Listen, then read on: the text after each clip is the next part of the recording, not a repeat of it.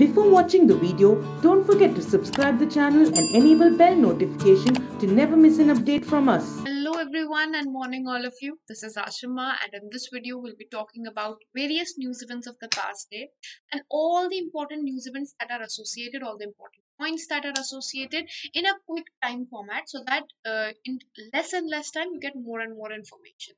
Right. So the video has been designed in such a way that it helps all exam aspirants. It's not specific to a particular examination because this video is going to be an informative video. For those who want to practice questions for examination, for them we have everyday live quiz which happens on Entri app. You can download app from Google Play Store or you can go to the link below and download from there and take this free live quiz. There's no cost for it. It's completely free and you can also get free mock and test series right now. So do download that app and check that out because these questions are always a rank booster. Now, beginning with the discussion of our news events, the first news event is about TriFed. What has happened of TriFed? First of all, before we move ahead to the news event, what does TriFed stand for? TriFed is Tribal Cooperative Marketing Federation of India, which is a nodal agency working currently under Ministry of Tribal Affairs, and this ministry is currently under Arjun Munda. Right now, there's an MOU which has been signed by TriFed with the Link Fund. And this MOU is for sustainable livelihood of tribal households in India. Link Fund is of Geneva, Switzerland, and the purpose why this MOU has been signed, or what is the purpose of this MOU, is to bring employment opportunities to the tribal people or to the tribal group.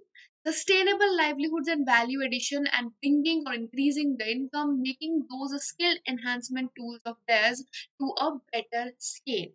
That is why this has been signed up. Right now, going ahead to the next news event, SDRF. Now, what does SDRF stand for? SDRF is a state disaster relief fund which is under Ministry of Defense, or it is Ministry of Defense which gives out this fund. This fund is given out annually, and this is for all the states for their expenditure on disasters that might occur. For all the possible disasters, this fund is given out, and it comes under public accounts. So therefore, the government is not answerable to the parliament for this fund, although its auditing happens by and it is done by Comptroller and Auditor General of India. Now, this fund was created under the Disaster Act or Disaster Management Act of 2005, and its purpose was to provide all the primary accommodation or temporary accommodation and food and medical care. Currently, COVID has been put under this category of disaster or notified disaster, and since this fund is only for expenditure on notified disaster, thus this fund can be spent on providing the COVID-19 facilities. Right now, what is the contribution of central government to this and what is the contribution of state government to this fund? So in this fund, central government normally gives out 75% or contributes 75% towards the fund for all the general categories. Here it is for general category states, but for special category states or for union territories, for them the contribution is 90%. Now, what are these special category states? Those are the states like Sikkim, one of them being Sikkim, which is under a special category state. And apart from that, earlier Jammu and Kashmir was also there, but now it has been removed from that list because it is under the category of union territories now. Right. So for all of these special states and for union territories, 90% contribution is done by central government. Ministry has recently released the total amount that was supposed to be released for the year 2021-22 is 8,873 crores, but currently only 50% of the amount has been released, that is 4,436. So you can say the first installment has been given out. Now another thing that you need to know is normally the installment comes in the month of June, but seeing the situation that states are facing right now and the severity of the situation, this fund has been released earlier in the month of May itself. right? Now beginning with a few one-liners. River Litani, which is the longest river of Lebanon, and it is not a transboundary. That is, it origin and its flow off is both in Lebanon. That is, it starts in Lebanon and it ends in Lebanon. So where does it start and where does it end? If that is asked, or if we have a look at that, it starts at Bekal Valley. Origin is in Bekaa Valley, whereas it flows into or it empties into Mediterranean Sea. Right, so Mediterranean Sea is its flow off point, and it flows in the southern part of Lebanon. Now, what has happened towards this? Now, because on this river there is a dam, and that is Litani River Dam. Now, on because there's a dam, there's a reservoir, or you can say an artificial lake. The lake is by the name Karun Lake, right? So, on this artificial lake, there have been 40 tons of fishes which have been washed off on the banks of lake because of the excessive pollution and sewage dumping that has happened in this lake, right? And because of this, it has come into international spotlight, and that's why it's an important point for all the examination aspirants as well. Recently, there was an oil spill also in April 2021 in this, and there were lots of losses that had happened because there was some sticky tar from beaches. Coast had to be removed by volunteers in April 2021 itself.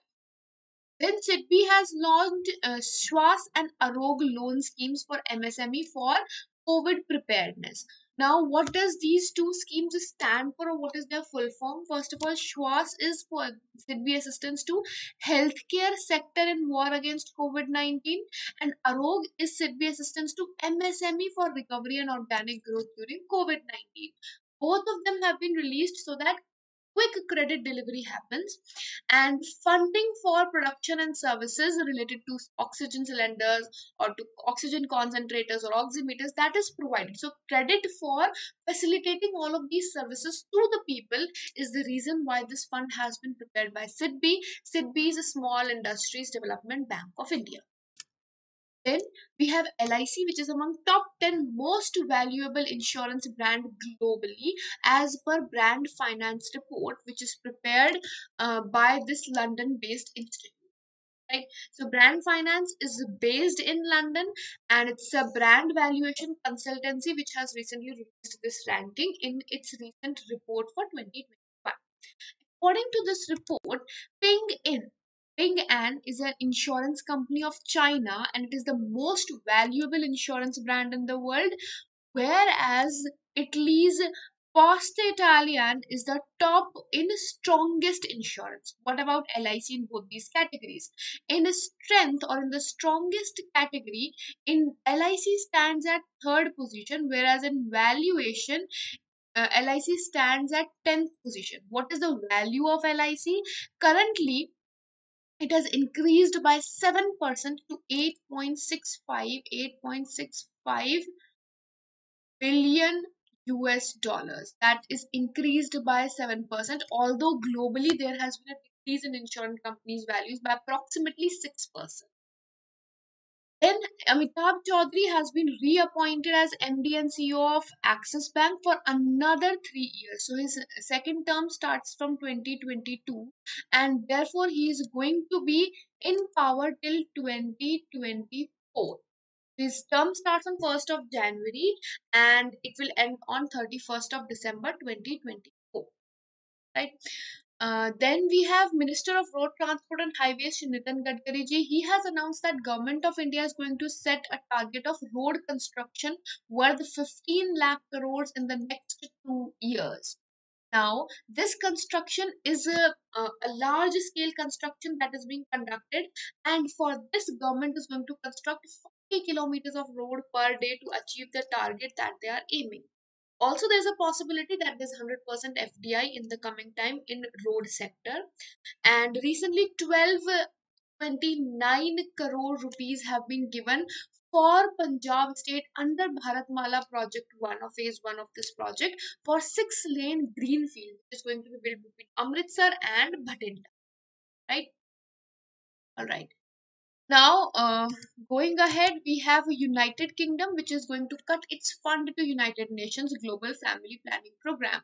So earlier it had pledged that it is going to give 154 million euros, but from that now it has fixed to 23 million US dollars, US million euros only. So this is a huge cut that has come out.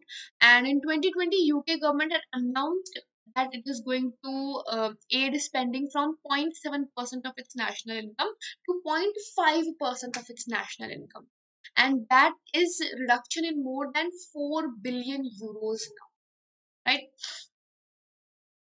Then what are the consequences? Why it's such a big news? Because around 217 million women who want to avoid pregnancies, but because they do not have modern contraceptives, they have to undergo it now.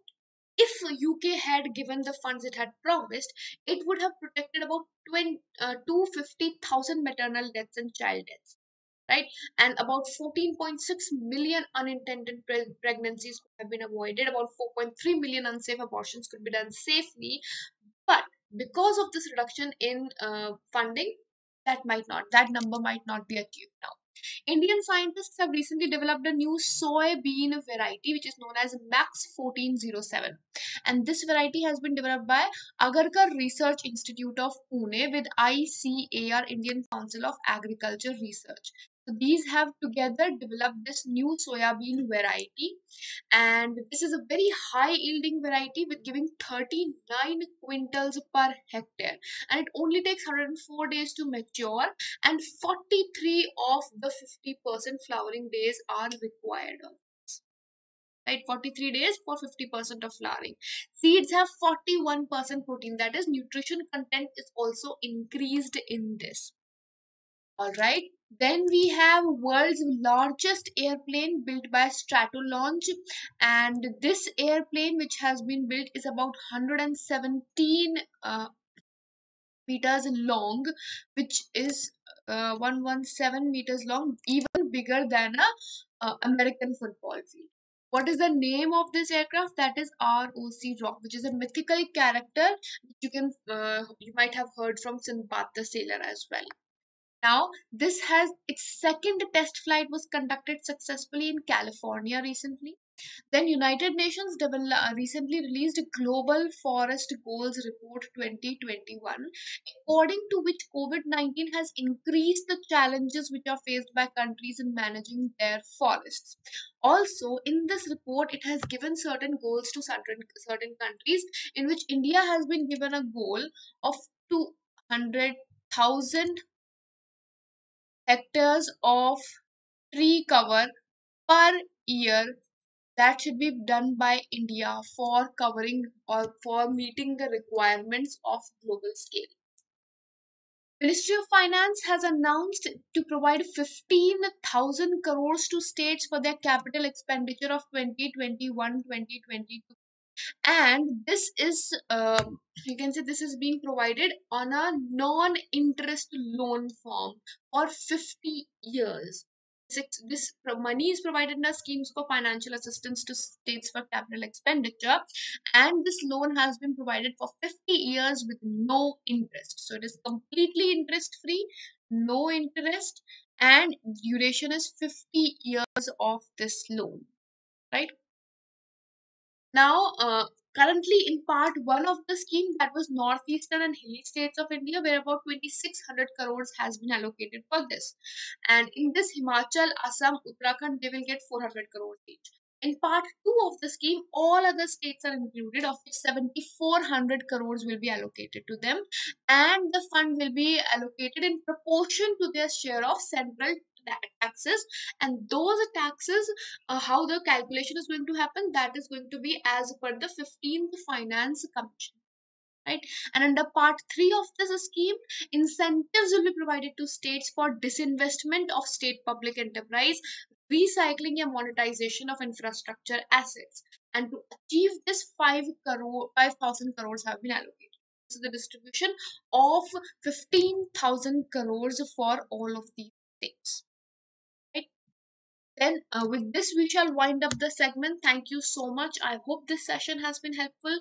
We'll see you in the next video with more such news events. Until then, goodbye, take care, and have a great day ahead. All.